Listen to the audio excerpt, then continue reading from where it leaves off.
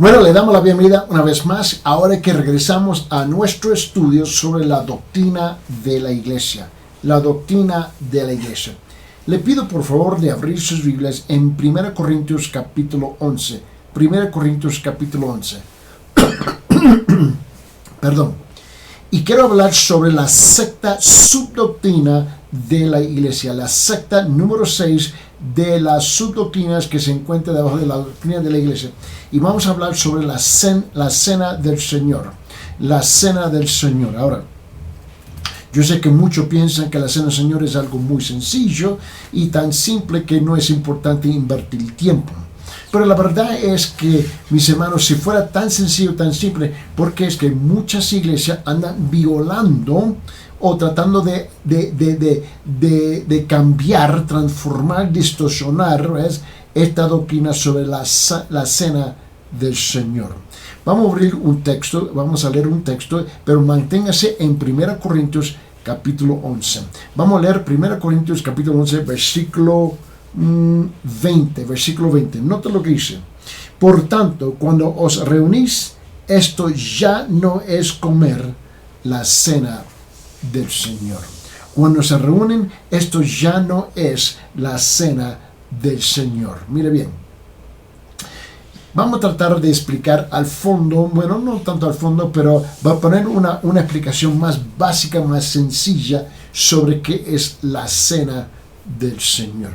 Bueno, sabemos que la cena del Señor es un símbolo. Bueno, ¿qué clase de símbolo? Es un símbolo distintivo de la adoración cristiana instituida por el Señor mismo en la víspera de su muerte, siendo un partimiento espiritual del pan y de los frutos de la vid.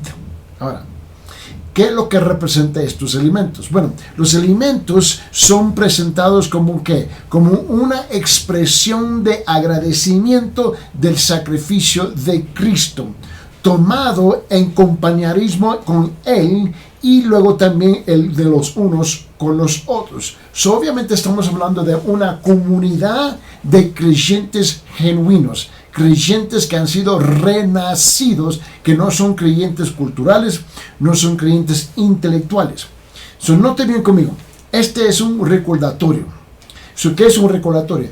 Tiene que haber sucedido algo anterior, ¿no? Algo sucedió, algo ocurrió en el pasado para que se convierta en algo recordatorio, ¿no? Estamos hablando de ver del presente hacia el pasado que algo sucedió.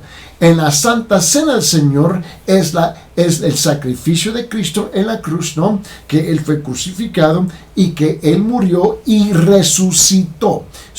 La Santa Cena o la Cena del Señor representa que algo ya sucedió, que es algo espiritual, que es la obra redentora, una obra salvífica. ¿A quién pertenece la Santa Cena o la Cena del Señor? Son los creyentes que han nacido de nuevo y conforme a 1 Corintios en capítulo 12, versículo 13, recuérdese que dice que hemos sido bautizados por el Espíritu Santo en el cuerpo del Señor. Ahora, es un recordatorio conducido en recuerdo de la muerte expiatoria, ¿no?, de Cristo, anticipando su regreso a la tierra. El desafío, como le dije al principio, que quizás no es tan sencillo, es que hay muchas iglesias y en las dos zonas principales, que en todos los países donde yo he viajado para llevar la palabra de Dios, entrenar pastores, sembrar, plantar iglesias, mis hermanos, ha sido esto: que cuando tú hablas de Latinoamérica y hablas de África, el continente africano y el continente de las Américas, ¿no?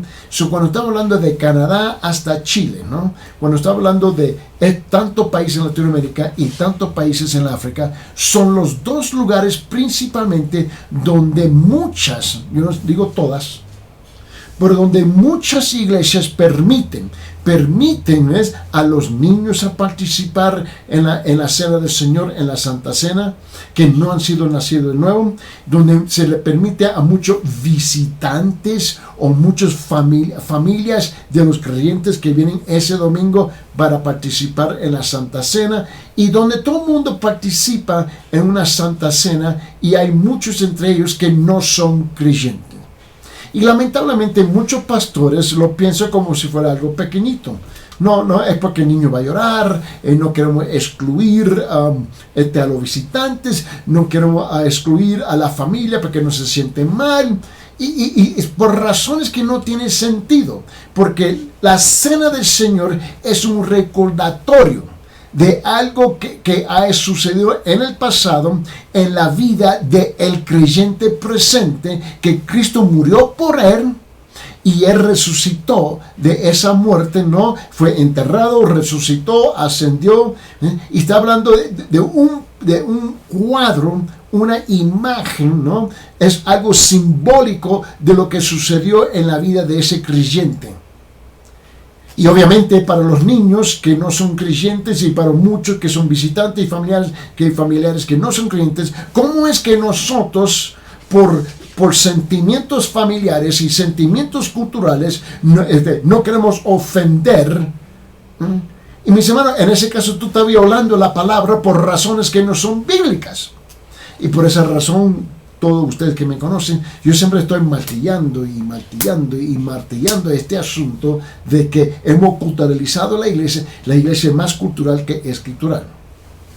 La Santa Cena, porque tan sencilla, simple que es el concepto, está violada continuamente en dos lugares principalmente, que es en los países africanos y en muchos países en Latinoamérica, ¿ves? Y nosotros lo tratamos como si fuera algo pequeñito, pero no es. Mira, los dos símbolos, si tomamos en cuenta conforme a la escritura aquí, los dos símbolos de esta ordenanza son que el pan representando que el cuerpo quebrantado de Cristo, ¿no?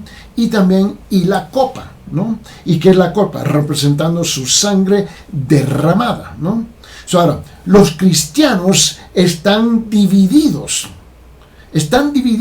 entre que si la cena debe ser abierta o cerrada. En cuanto yo personalmente no entiendo por qué estamos divididos. Los argumentos principales apoyando la comunión abierta es que esta es la cena del Señor, no una ceremonia de una denominación religiosa en particular. Pero aún ese argumento no tiene sentido. Pero ese es el argumento, que la cena del Señor debe ser abierta, por razones culturales y políticas, pero no son razones bíblicas, ¿no? Y luego hay el otro grupo, ¿no? Aquellos que creen que la cena debe ser restringida, ¿no?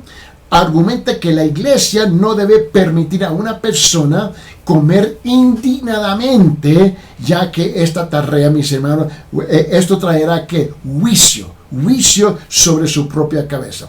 Ahora, este es el argumento que se utiliza. Mira, en 1 Corintios, ahí donde estamos, te recuerda que habíamos comenzado con versículo 20. Vamos a bajar hasta versículo 27. Versículo 27, y note conmigo lo que dice en versículo 27, 28, 29 y 30. Vamos a leer. Dice: de manera que el que coma el pan o beba la copa del Señor indignadamente será culpable del cuerpo y de la sangre del Señor. Por tanto, dice, examínense cada uno a sí mismo, y entonces coma el del pan y beba de la copa. ¿Por qué? Porque el que come y bebe sin discernir correctamente el cuerpo del Señor, come y bebe juicio, dice, para sí. En versículo 30 dice: por esta razón hay muchos débiles y enfermos entre vosotros, y muchos duermen. Ahora, que sea la comunión cercana, ¿no? O que sea la comunión cerrada. Es un atentado de hacer lo mejor para los dos lados. Yo comprendo eso. Aunque el simbolismo de los elementos, el pan y la copa, claramente representa la muerte y la resurrección del Señor Jesucristo, el cual es el mismo que es el mismo reconocimiento, pero ¿de qué? El reconocimiento del creyente acerca de su experiencia de salvación. Ahora, humildemente te digo que nosotros andamos errados pensando que no es nada grande. Pero nosotros no tenemos ninguna autoridad de transformar, distorsionar y cambiar el sentido, el significado verdadero de la Santa Cena. Simplemente por complacer niños o visitantes o familiares para que no se sienten mal. Nosotros estamos más preocupados de no ofender a nadie, pero no nos molesta ofender a Dios y lo que representa. Para mí, la Santa Cena está restringida y está cerrada. Está cerrada porque representa algo actual en la vida de los creyentes que se nombra ¿qué? La salvación. Ahora, si vamos a intentar de ilustrar esto, Dios juzgó a varios. ¿No es cierto que Él juzgó a varios cristianos de Corintio, ¿no? Con enfermedades y muerte por su falla de observar apropiadamente esta ordenanza? Mira, ¿cómo es que nosotros debemos de aplicar el principio de esta enseñanza que se encuentra en 1 Corintios en capítulo 11 sobre la Cena del Señor o la Santa Cena? A mí me parece que todo creyente debe usar la Cena del Señor para examinar su propio progreso espiritual y sus actitudes antes de tomarla. Mira, guarda su lugar ahí en 1 Corintios capítulo 11. Vaya conmigo, por favor, en Mateo capítulo 26. Mateo capítulo 26. Mira lo que él dice. Déjame ver. Versículo 26. Vamos a leer Mateo 26, 26. Mira lo que dice la palabra. Mientras comían, Jesús tomó pan y habiéndolo bendecido, lo partió y dándoselos a los discípulos, no a los visitantes, no a los creyentes, no a los familiares, los parientes de los familiares, mis hermanos, que no son creyentes. Dice, y a los discípulos dijo, tomad, comed, esto es mi cuerpo. Cuando un niño que no es nacido de nuevo, o familiares o visitantes que Jesús no es el Salvador, no es el Señor de su vida, ¿cómo es que ellos pueden decir, esto es mi cuerpo? No lo pueden decir honestamente. Ahora, regrese conmigo en 1 Corintios capítulo 11. Y noten, vamos a comenzar de nuevo, pero del versículo 24, y vamos a ir frase por frase, versículo por versículo, del versículo 20 hasta el 34. 1 Corintios capítulo 11, versículo 20 hasta el 34. Mira bien. Por tanto, cuando os reunís, esto ya no es comer la cena del Señor, porque al comer, cada uno toma primero su propia cena. Y dice, y uno pasa hambre y otro y uno se embriaga. ¿Qué? ¿No tenéis casas para comer y beber? ¿O menospreciáis la iglesia de Dios, avergonzáis a los que nada tienen? ¿O qué os diré? ¿Os alabaré? En esto no os alabaré. Dice, ¿por qué? Porque yo recibí del Señor lo mismo que os he enseñado, que el Señor Jesús, la noche en que fue entregado, tomó pan. Y después de dar gracias, dice, lo partió y dijo, esto es mi cuerpo, que es para vosotros, hablando a los creyentes, hacer esto en memoria de mí.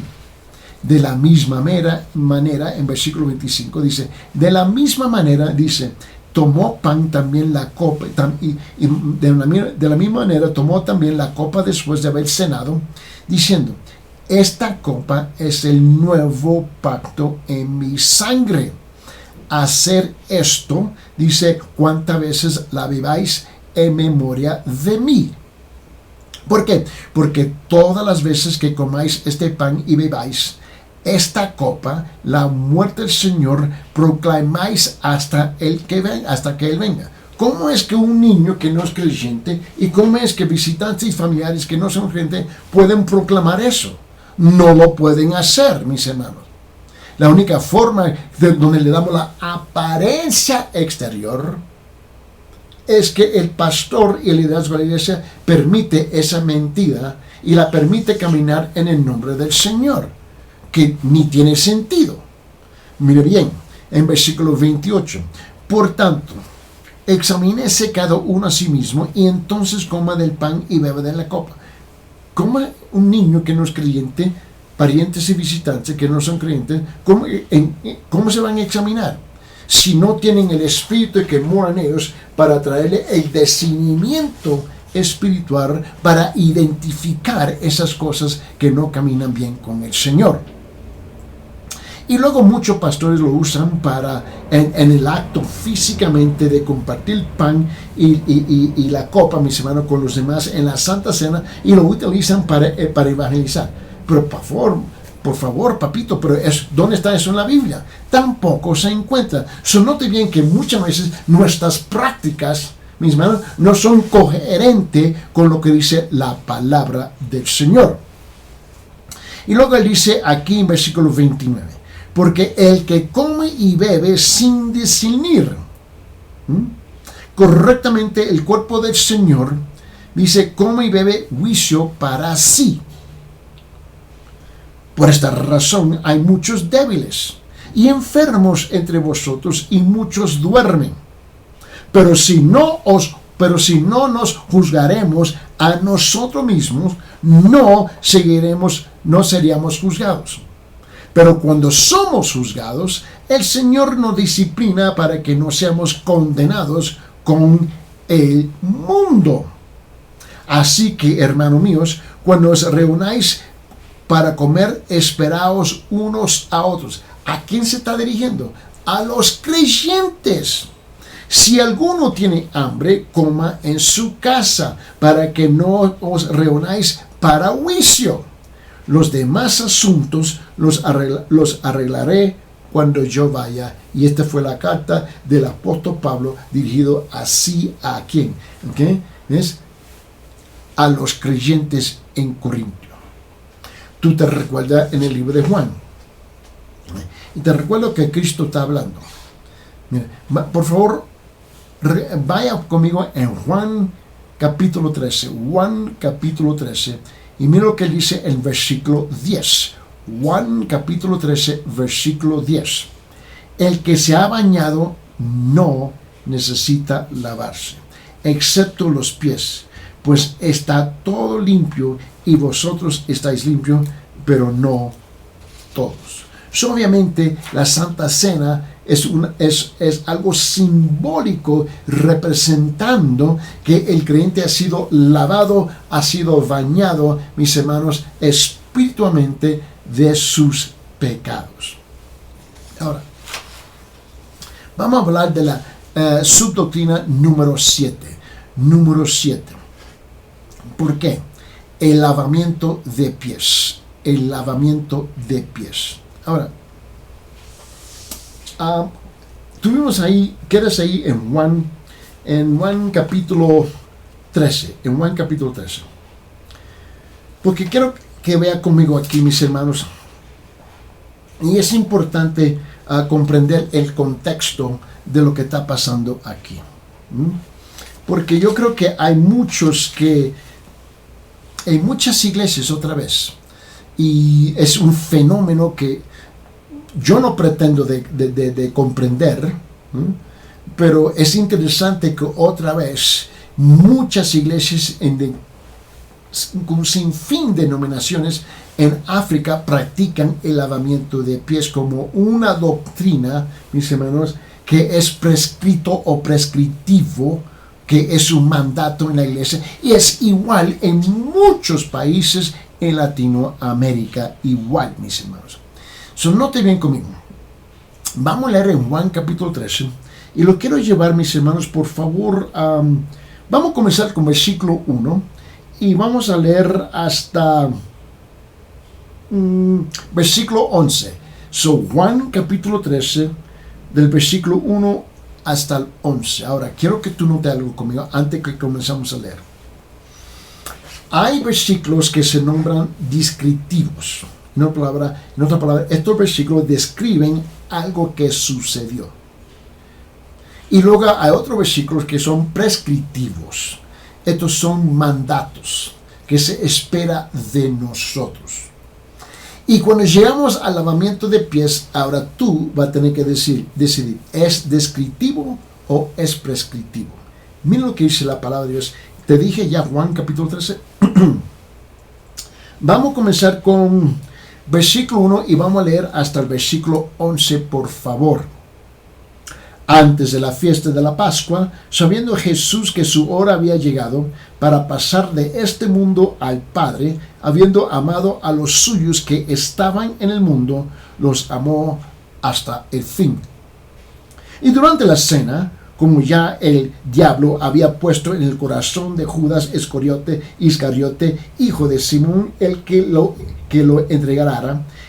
entregara, Jesús, sabiendo que el Padre había puesto todas las cosas en sus manos y que Dios había salido y a Dios volvía.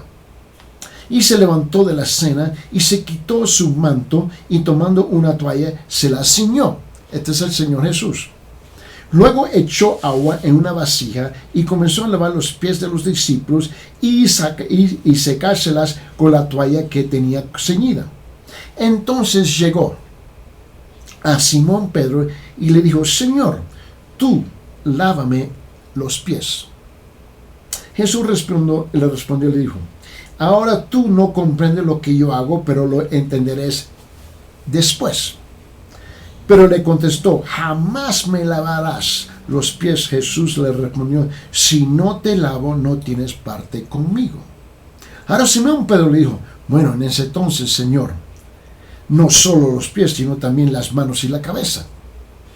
Jesús le dijo: el que se ha bañado no necesita lavarse, excepto los pies, pues está todo limpio, y vosotros estáis limpios, pero no todos.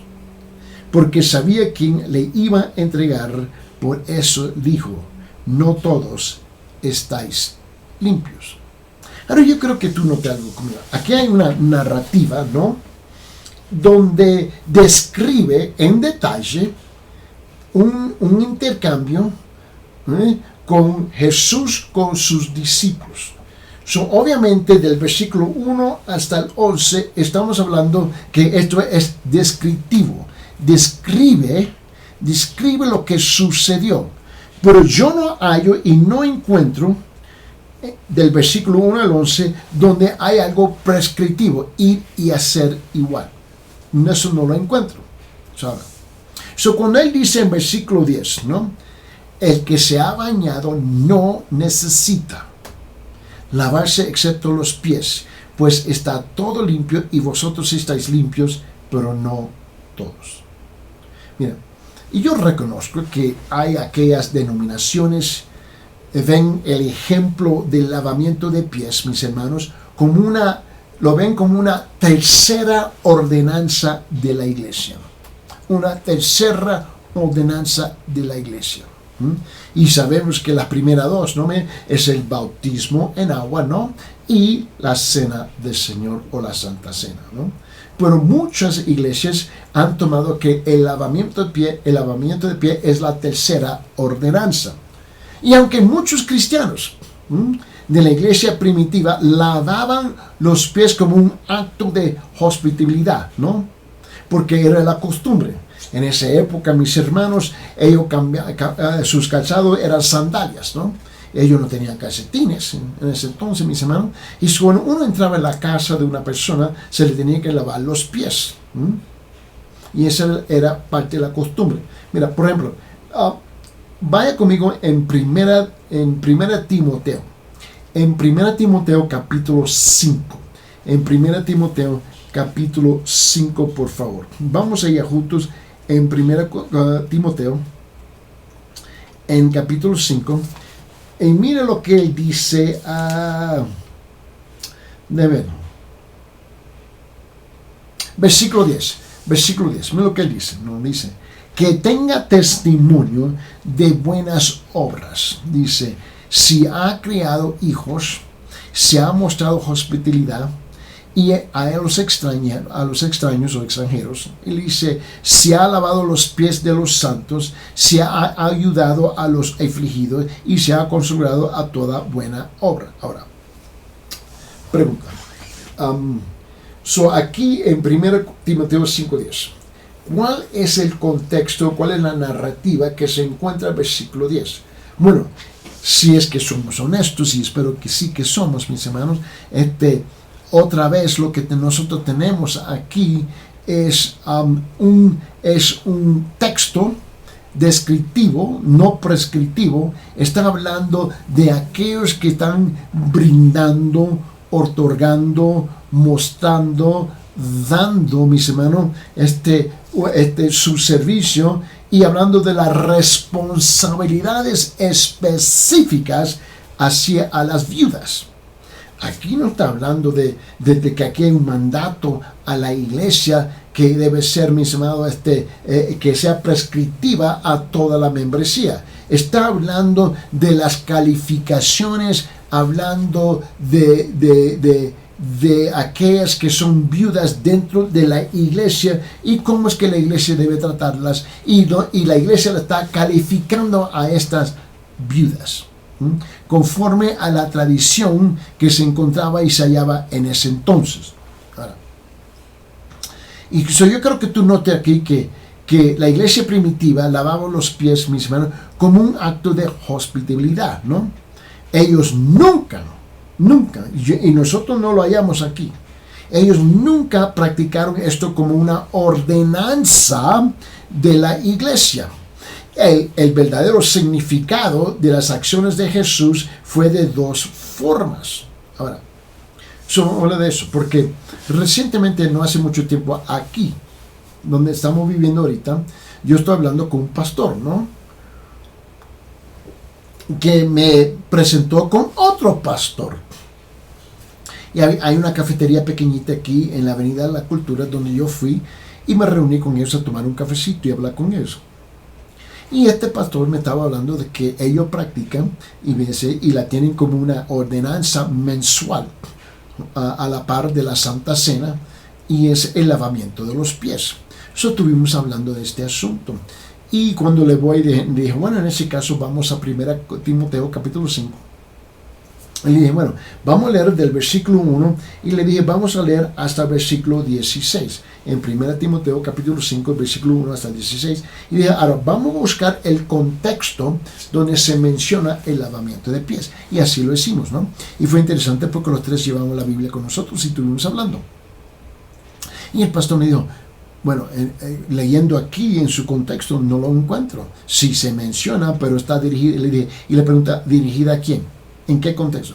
Bueno, hablando de las viudas. Muy bien. Dice, ahora, ¿dónde está? Ahora, ¿dónde? Búscame en la Biblia, por favor, de Génesis a Apocalipsis, de Apocalipsis a Génesis, mira, donde dice que esta es una ordenanza. Él dijo, oh, no la encuentro. Pero de todo modo nosotros creemos en eso y por eso la practicamos. Y dije, wow, interesante.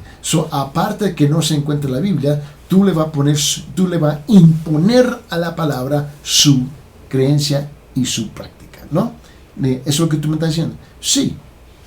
Bueno, ahora, el verdadero significado, ¿no?, de las acciones de Jesús fue de dos formas cuando estamos hablando del lavamiento de pies. Mira, primeramente, el lavamiento de pies fue un oficio de los esclavos en esa época.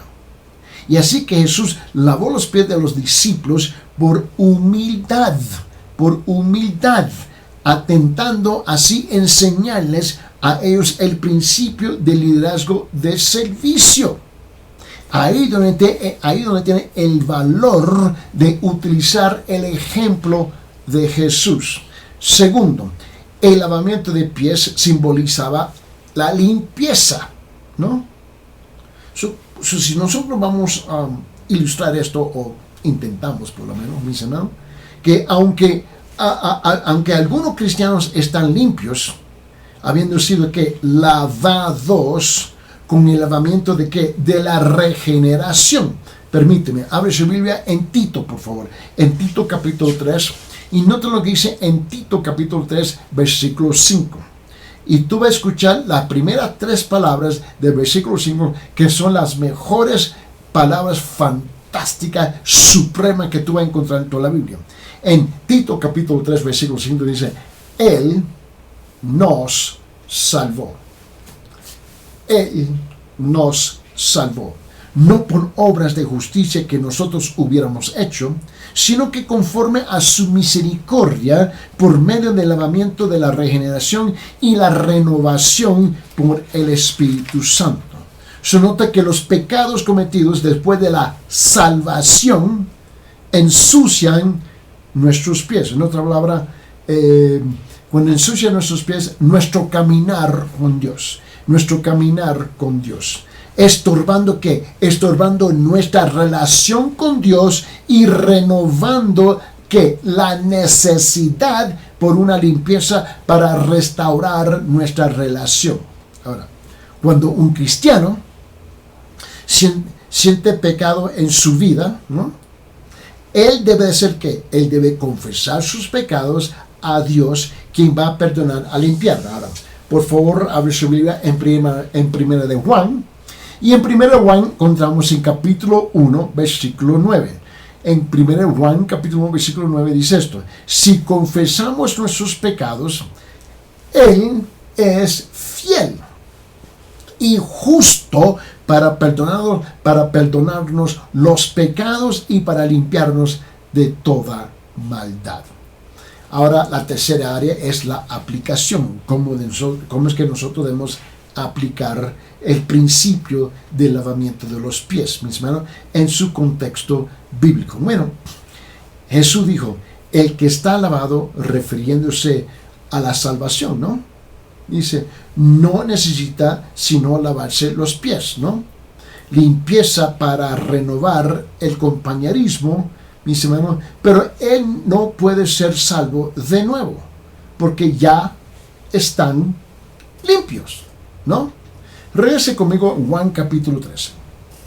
Y note lo que aquí se halla en Juan capítulo 13. Y vamos a ver, versículo 14. Juan capítulo 13, del versículo 14. Y vamos a leer hasta versículo 17. Versículo 17. Mira lo que dice. Pues si yo, el Señor y el Maestro, os lavé los pies, vosotros también debéis lavar los pies unos a los otros, ¿no? Él no está hablando de algo físico aquí. Porque si os he dado el ejemplo para que como yo os he hecho, vosotros también hagáis. Y en verdad os digo que un siervo no es mayor que su Señor, ni un enviado es mayor que el que le envió. Si sabéis esto, seréis felices y si lo practicáis. Ahora, y lo que mucha gente han hecho es que toman Juan capítulo 13, versículo 14, 15, 16, 17, ¿ves? Y lo toman como una narrativa literal. Bueno, él estaba hablando de llamarnos a la atención unos a los otros. Porque nosotros tenemos responsabilidades uno con los otros. Para llamarnos a la atención unos a los otros. Mira, en 1 de Pedro, en capítulo 5, por favor, 1 de Pedro, capítulo 5, mira lo que dice, a ver aquí, versículo 1, 2, 3 y 4. 1 de Pedro, capítulo 5, versículo 1, 2, 3 y 4. Por tanto, a los ancianos entre vosotros exhorto yo, anciano como ellos y testigo de los padecimientos de Cristo, y también participantes de la gloria de que ha de ser revelada, pastorear el rebaño de Dios entre vosotros, velando por él y no por obligación, sino voluntariamente como quiere Dios, no por la avaricia del dinero, sino con sincero deseo. Tampoco como teniendo señorío sobre los que han sido confiados, sino demostrando ser ejemplos del rebaño. Dice, y cuando aparezca el príncipe de los pastores, recibiréis la corona inmarcesible de gloria.